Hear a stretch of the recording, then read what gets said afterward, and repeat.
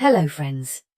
Today's topic is white animals. When painting dark animals, we convey volume and realistic shapes through highlights. For animals with patterns, the design itself helps emphasize the volume. However, for white animals, it's all about shadows. In watercolor, illuminated white areas usually remain untouched. But to depict the texture of the animal's coat, like fur or feathers, shadows must reflect that texture. For example, if the animal has fur, shadows should follow the fur's pattern and shape. I've chosen a swan as our subject today, because birds have distinct feather patterns.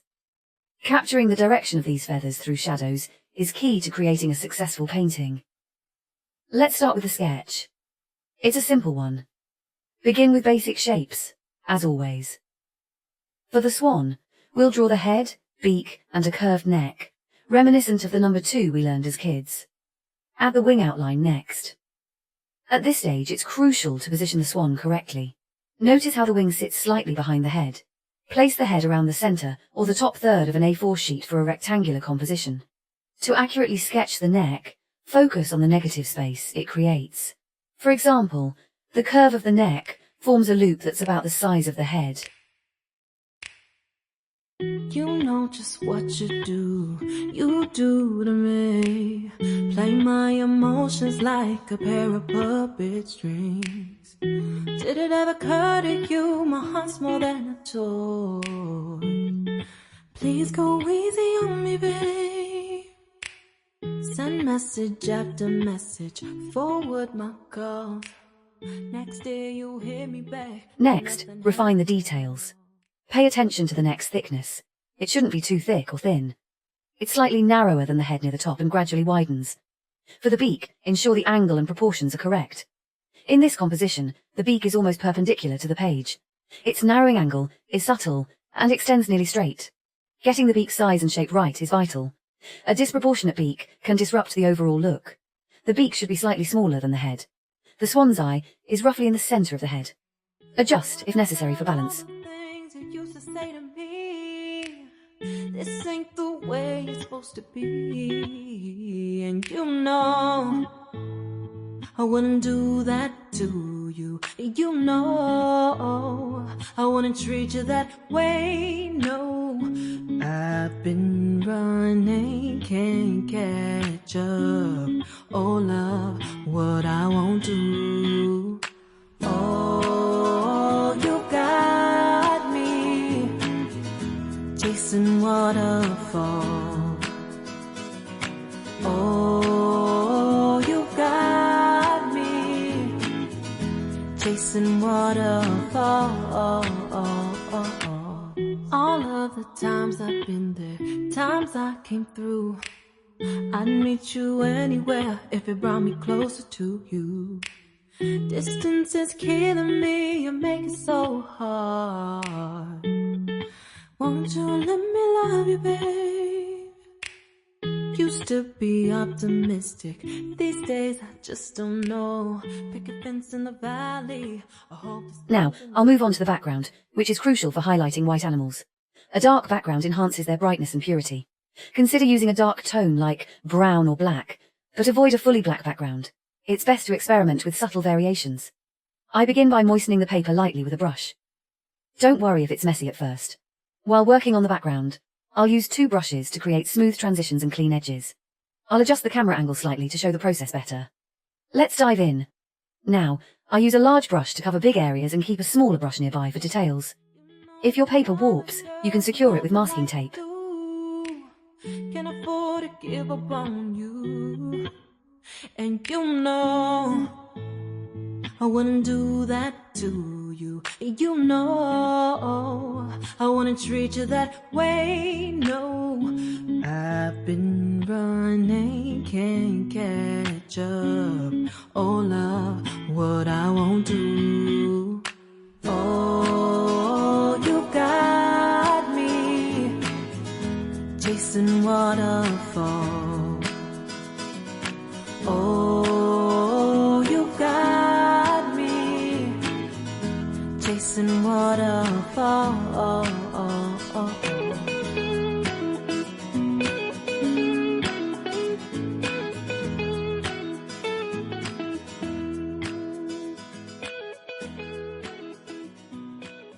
Next, I'll work wet on wet and start adding black paint. At this stage, I'm just playing around.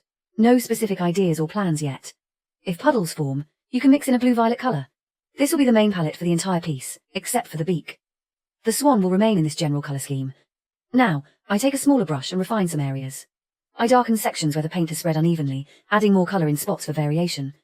To create soft, uneven patches, use a clean, wet brush to blend the edges. This works best when the paint has started drying but isn't completely dry.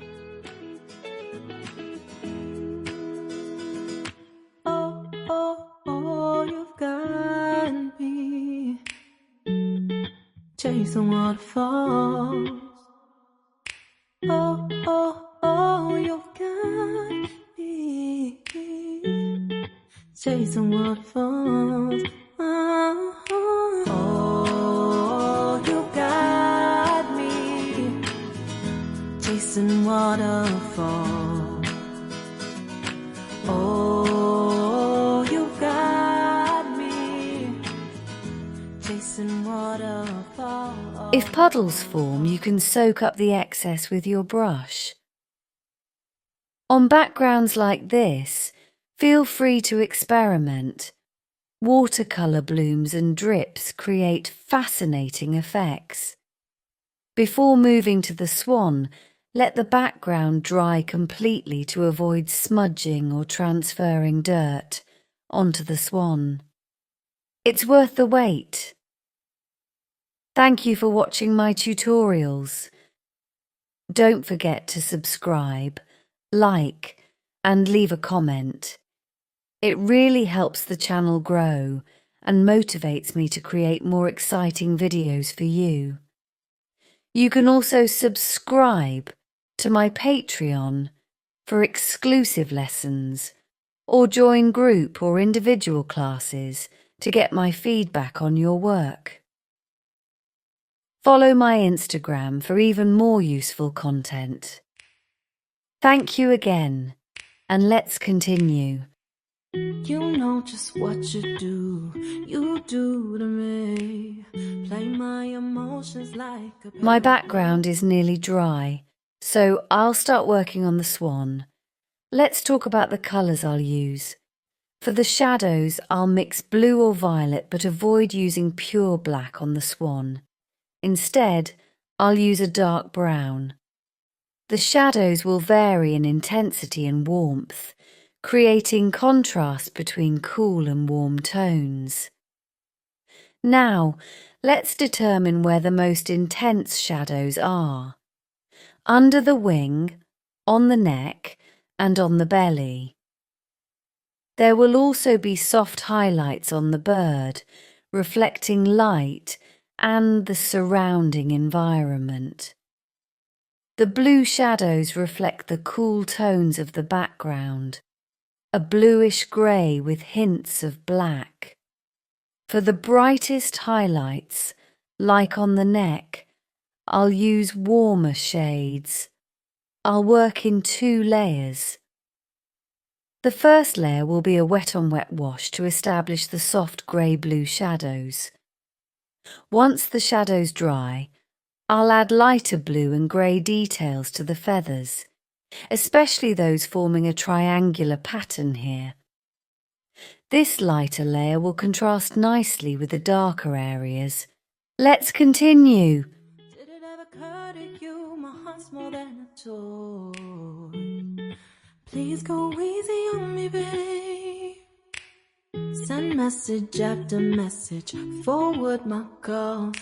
Next day you hit me back like nothing happened at all. What about all the things you used to say to me? This ain't the way it's supposed to be. And you know I wouldn't do that. Now the swan's volume is already starting to show, but I want to add more texture.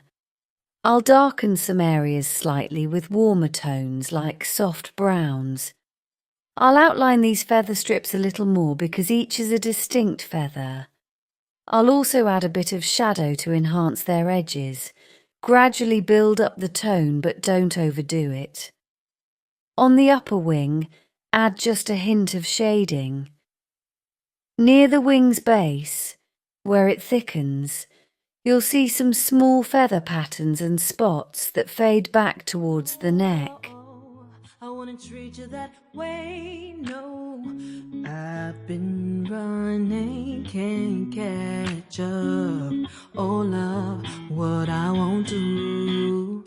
Oh, you got me chasing waterfall. Oh, you got me chasing waterfall. All of the times I've been there, times I came through, I'd meet you anywhere if it brought me closer to you. Distance is killing me, you make it so hard.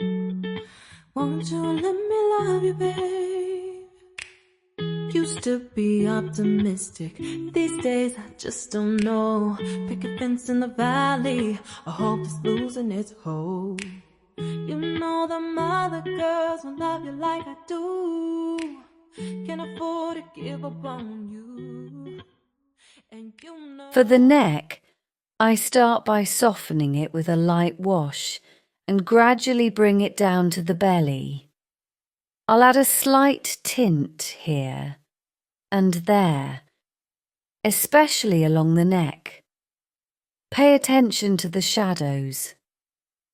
A darker line runs down the middle of the neck from the eye. Under the head, there's a strong shadow. Use a clean brush to blend it smoothly into a nice gradient. I wouldn't do that to you, you know. I wouldn't treat you that way, no. I've been running, can't catch up. Oh love, what I won't do. Oh, you got. Add a slight shadow to the head to create definition and separation from the wing. You can also darken this area with light brush strokes to suggest feathers. For dry areas, layer paint directly with small strokes to emphasize feather texture. If the initial tone looks too light, you can reinforce it with another layer. At the bottom of the swan, I'll add deeper shadows to balance it out. Use warmer tones, like soft browns, for contrast and to add more interest. Always blend the edges gently with a clean brush to keep transitions smooth. On the wing, the shadows here are darker than on the neck. I'll carefully soften the feather lines so they don't appear too harsh. The goal isn't to create a strict, logical pattern, but rather to find a composition that works visually. The wing extends slightly lower here, so I'll add a shadow to match. The swan's volume is almost complete. Now we just need to finish the beak. For the beak, start with the black eye. It's so small that I won't add highlights here. On the top part of the beak where the light hits, I'll create a smooth transition to blue, or rather, the same shadow mix we've been using. For the lower part, I mix red with a bit of brown, and possibly a touch of green to darken it into a deep burgundy. I'll add this darker shade near the base and soften it upward. Then, mix a bit of orange with the red for the lighter areas. Once the paint dries slightly, I'll add thin red lines on the lower part of the beak. I'll touch up the black stripe where necessary. At this point, I might notice a few areas where the shadows still feel too light. Now that everything's dry, I can add a few finishing touches to enhance the contrast. And there you have it. A beautiful, glowing swan. As you can see, there's nothing too extraordinary or overly complicated about painting white animals. The key is to identify the darkest areas where the shadows go and to use them to emphasize the texture of the feathers or fur. You can also add a hint of warm tones to make the painting more interesting. I often catch myself wanting to add a few more details here and there, but sometimes it's best to stop before overworking the piece. It can feel intimidating to darken areas of a white subject, but leaving white untouched while using shadows to create depth and volume is the perfect balance. So, friends, give it a try. Paint, experiment, and don't forget to send me your work. I'd love to see your progress. Thank you for watching, and I'll see you at the next masterclass. Bye. Oh, you got me chasing waterfall.